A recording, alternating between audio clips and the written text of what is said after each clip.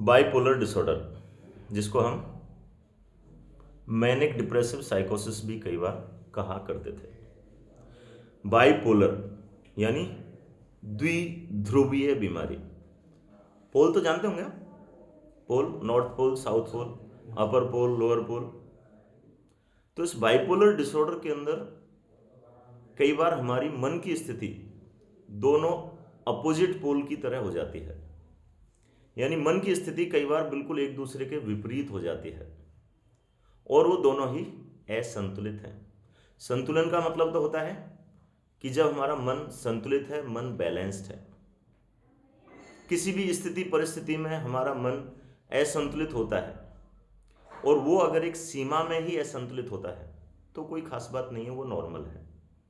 लेकिन कई बार सीमा से बहुत ज्यादा हाई हो जाए, बहुत ज्यादा लो हो जाए, बहुत ज्यादा उत्तेजित हो जाए या बहुत ज्यादा डल हो जाए, तो दोनों ही बाइपोलर डिसऑर्डर के लक्षण होते हैं। बाइपोलर डिसऑर्डर में दो फेज होती हैं, एक तो मैनिक और एक होती है डिप्रेसिव। मैनिया यानी उन्माद, डिप्रेशन यानी अवसाद। इसको मैं अगर एक सामान्य जन की भाषा में समझाऊं तो जैसे हमारी लाइट होती है, इलेक्ट्रिसिटी, जिससे हमारे पंखे, कूलर, एसी, टीवी सब कुछ मशीनरी चलती है, उसका वोल्टेज होता है 230। 230 एक परफेक्ट वोल्टेज माना गया है। उस पर सारी मशीनरी हमारे देश की परफेक्टली फंक्शन करती है। लेकिन अगर वोल्टेज 240 हो जाए, 45 हो जाए, 50 हो जाए तो कोई बहुत ज़्यादा फर्क नहीं पड़ता। लेकिन अगर 300 हो जाए, 350 हो जाए, 400 हो जाए तो क्या होगा? वो जो मशीन जिसको चला रही है उस मशीन को हो सकता है वो जला दे, खत्म कर दे। अगर 230 की जगह 35, 40 तक होगा तो सभी की क्या स्पीड बढ़ेगी। पंखा चल रहा है तो स्पीड बढ़ जाएगी, एसी चल रहा है तो उसकी स्पीड बढ़ सकती है, हालांकि उसमें स्टेबलाइजर होता है। ट्यूबलाइट या बल्ब जल रहे हैं तो उनकी स्पीड तेज हो जाएगी। कोई मशीन हमारी छोटी मोटी चल रही है, स्पीड तेज हो जाएगी। वैसे ही उन्माद के अंदर, मैनिया के अंदर, दिमाग का करंट या वोल्टेज जिसको बोल सकते हैं, दिमाग के अंदर कुछ रसायन का स्तर बढ़ता है जिसमें खासकर होता है डोपामिन, सीरोटोनिन। और जब उसका स्तर बढ़ता है तो क्या लक्षण आते हैं? दिमाग बहुत तेज काम करने लगता है, बहुत एक्टिव होने लगता है। उसके कुछ लक्षण हम बताते हैं, उसका मैंने बना रखा है DIGFAST, यानी इंसान का दिमाग बहुत डिस्ट्रैक्टिबल हो जाता है, इधर उधर भटकाव बहुत ज्यादा होते हैं। आई फॉर इरिटेबिलिटी, यानी उसका दिमाग बहुत ज़्यादा इरिटेबल हो जाता है। थोड़ा सा ही उसको छोड़ दे तो कई बार भड़ाक से मारता है, चिल्लाता है, गाली गलौज करता है, कुछ भी सहन नहीं होता, फट से इरिटेट हो जाता है। G फॉर ग्रैंडियोसिटी, यानी मरीज के अंदर महानता के भाव लग जाते हैं, सारा मैं ही हूँ अब तो। कौन PM, कौन CM, कौन कलेक्टर, कौन सरकार, कौन घरवाले, कौन भगवान। कई बार ग्रैंडियोसिटी ये होती है कि मैं भगवान से मेरा डायरेक्ट कनेक्शन है, बड़े बड़े लोगों से मेरा डायरेक्ट कनेक्शन है और बड़े बड़े लोग मेरे से डायरेक्ट बात करते हैं। या फिर एकदम से जैसे कोई बहुत ज़्यादा बड़ा है, अरे सर अब तो PM ही बनना है, अब तो CM ही बनना है, अब तो फटाक से 2 दिन में कलेक्टर बनना है। जैसे कई बार आते हैं, डॉक्टर साहब है क्या ये करना है, ये करना है, डॉक्टर साहब तेरे को तो मैं नौकर रख लूँगा, लाइक दैट। जी, F for flight of ideas, यानी दिमाग साला ऐसे उड़ता है, दिमाग में आइडियाज की इतनी भरमार आ जाती है कि दिमाग में पता नहीं हजारों आइडिया खट कुछ भी आने लग जाता है। A फॉर एक्टिविटी, एक्टिविटी का लेवल बढ़ जाता है। जो आदमी कई बार बिल्कुल सामान्य बैठा रहता है, बैठ ही नहीं सकता, ऐसा लगता है जैसे पैरों में कोई मशीन लग गई हो और बस टप टप टप इधर उधर दौड़ना भागना, टिकता ही नहीं है। S फॉर स्लीप, यानी स्लीप की जरूरत कम हो जाती है। आज हम और आप अगर थोड़ा सा भी नहीं सोते हैं या कम सोते हैं तो अगले दिन थोड़ा सा थकान महसूस करते हैं। इस बीमारी मरीज 10-10 दिन नहीं सो रहा है, 1 महीना भी नहीं सो रहा है, 5 दिन नहीं सो रहा है और बिल्कुल इतना एक्टिव रहेगा जैसे कि कोई थकान ही नहीं है। T फॉर टॉकेटिवनेस, इतना बोलते हैं कि उनको चुप करना भी मुश्किल हो जाता है। कितनी भी बात करा लो, पट कुछ भी बात करा लो, कैसी बात करा लो। कई बार अपने पुराने राज भी उजागर कर देते हैं जो कभी किसी के सामने बोलने ही नहीं चाहिए, ज़्यादा बोलने के चक्कर में। तो ये क्या होता है? मैनिक स्टेट होती है। ये कई बार 1-2 दिन में भी ठीक हो जाती है। हमारे कई मरीज हम देखते हैं जो केवल 1 या 2 दिन भर्ती होते हैं और उसी में ठीक हो जाते हैं। कई बार बीमारी बार बार होती है, कई बार परमानेंट हो जाती है। तो अगर परमानेंट है तो परमानेंट दवाई लेनी होती है, अगर बार बार हो रही है, साल 2 साल में हो रही है, तो केवल कुछ समय के लिए कोर्स लेना होता है। पहली बार में इसका हम बोलते हैं भाई 6 महीने से 2 साल का कोर्स लेना पड़ सकता है, बट वो डिपेंड करता है कि कितनी दवाइयों से कितने दिन में मरीज ठीक हुआ है। इस बीमारी के मैं जो मैक्सिमम मरीज जो मानता हूँ, अभी जैसे अभी गया था, वो 2 साल में एक बार भर्ती होता है और 1 दिन की दवाई से, इंजेक्शन से ठीक हो जाता है। एक मरीज ऐसे हैं जो 1947 में डिस्टर्ब हुए थे, अभी तक मेरे टच में है, अभी वो जिंदा है और वो अभी तक दवाई ले रहे हैं। कोई सैकड़ों तो शॉट लग गए उनके, ईसीटी जिसको बोलते हैं, अभी तक वो पूरी तरह ठीक नहीं है।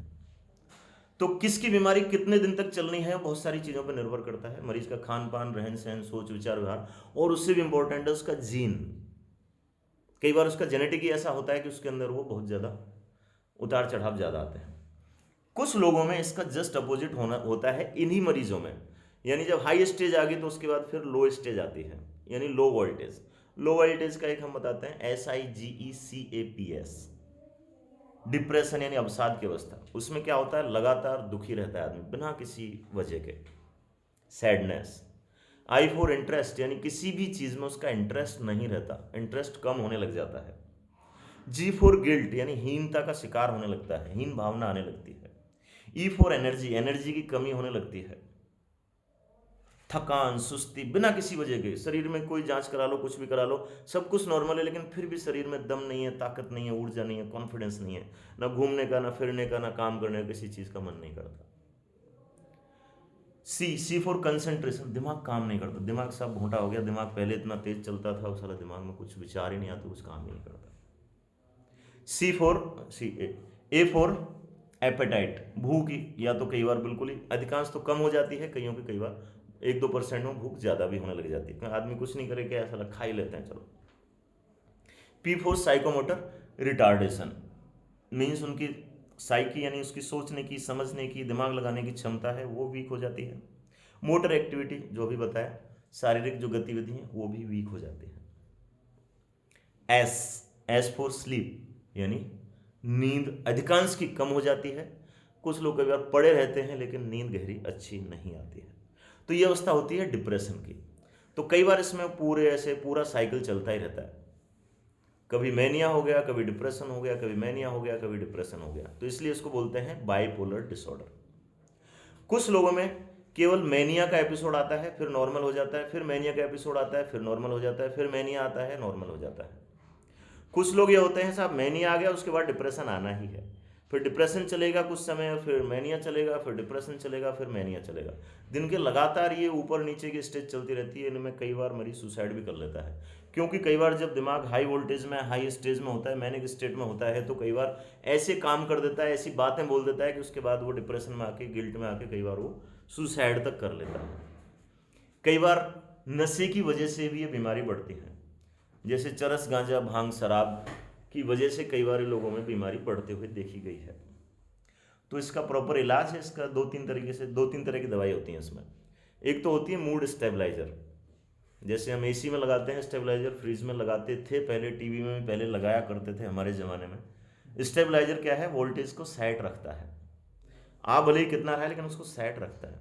तो कुछ मूड स्टेबलाइजर टाइप की दवाइयाँ होती हैं, तो दिमाग के वोल्टेज को सेट रखती हैं। दिमाग जब ज़्यादा हाई होता है तो उसको थोड़ा सा डाउन करने की दवाई देते हैं, और दिमाग जब लो होता है तो थोड़ा सा न्यूरोट्रांसमीटर या वोल्टेज जिसको थोड़ा सा अपलिफ्ट करने की या हाई करने की दवाई देते हैं। तो इसमें मरीज का डॉक्टर के टच में रहना बहुत बहुत बहुत ही ज़्यादा ज़रूरी है। कई बार लगता है, क्योंकि जब बीमारी की मैनिक स्टेट होती है तो उसमें तो मरीज नहीं मानता कि मैं बीमार हूँ, घर वालों को तकलीफ होती है, घर वालों को पता चलता है। और डिप्रेसिव फेज में लगता है घर वालों को, यार अब तो सही है, बिल्कुल शांत है, कुछ नहीं करता है, अब तो बिल्कुल सही है। और हो सकता है वो डिप्रेसिव फेज में है, बहुत उदास है, दुखी है, और सुसाइड का प्लान भी कर रखा है। तो इसलिए इस बीमारी में बहुत ही ज़्यादा कॉशियस, बहुत ज़्यादा सावधान रहना होता है।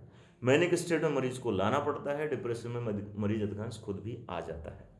मरीज जब 2-4 एपिसोड आ जाते हैं तो अधिकांश मरीज इतने समझदार हो जाते हैं, हम उनको बता के रखते हैं कि जैसे ही आपकी नींद भागने लगे, जैसे ही नींद कम होने लगे, जैसे ही दिमाग आपका तेज होने लगे, फटाक से आ जाओ। तो अधिकांश मरीज जब 2-4 बार हो जाते हैं तो आप खुद ही आने लग जाते हैं कि साहब मेरी अब स्टेट हाई होने लगी है। शुरू में इनको लाना बड़ा मुश्किल होता है। तो ये बीमारी है, कई बार इसमें लोग इधर उधर ये टोना टोटका इसमें पढ़ते हैं, अरे साहब इतनी शक्ति आ गई, बहुत ज़्यादा भक्ति करने लग गया, बहुत ज़्यादा भगवान का नाम लेने लग गया, साहब ये तो कुछ टोना वोना टोटका वैसा तो नहीं है। तो ऐसा कुछ नहीं है, सब रसायनों का खेल है, केवल मस्तिष्क के रसायनों का खेल है। और ये रसायन जब संतुलित रहते हैं तो मरीज ठीक रहता है और ठीक हो जाता है। इससे बचने के लिए मैं कुछ बताता हूं कि मरीज को प्रॉपर गहरी नींद उपलब्ध कराएं, यानी 6 से 8 घंटे की नींद जरूरी है। मरीज सात्विक सादा खाना खाए, सात्विक पौष्टिक सादा। ज़्यादा उत्तेजक चीज़ें मरीज के लिए ठीक नहीं रहते। मरीज नशे से बिल्कुल दूर रहे, कोई बहुत बड़ा बर्डन अपने ऊपर नहीं ले। कई बार ज़्यादा बर्डन, जैसे मैं कई बार एक सिंपल लैंग्वेज में कई बार समझाता हूँ, जैसे कई बार मरीज होता है, जैसे बोतल है, इस पर एक दबाव पड़ रहा है, तो हमारे जो ब्रेन के न्यूरॉन्स हैं वो कई बार स्ट्रेस में आते हैं, बहुत स्ट्रेस में आते हैं, बहुत स्ट्रेस में आते हैं। तो ऐसे तो है नहीं कि वो प्लास्टिक की तरह उनमें से लीकेज नहीं हो, उनमें से फिर कई बार न्यूरोट्रांसमीटर का लीकेज होता है, एक्सेस रिलीज होता है, और एक्सेस रिलीज मीन्स मैनिया। तो ये है बाइपोलर डिसऑर्डर। बाइपोलर डिसऑर्डर मानसिक रोग है, इसका आसान इलाज उपलब्ध है। इलाज कराएं, जल्दी से जल्दी पता करें, पता लगते ही डॉक्टर से मिलें और अपना और दूसरों का जीवन बेहतर करें। धन्यवाद।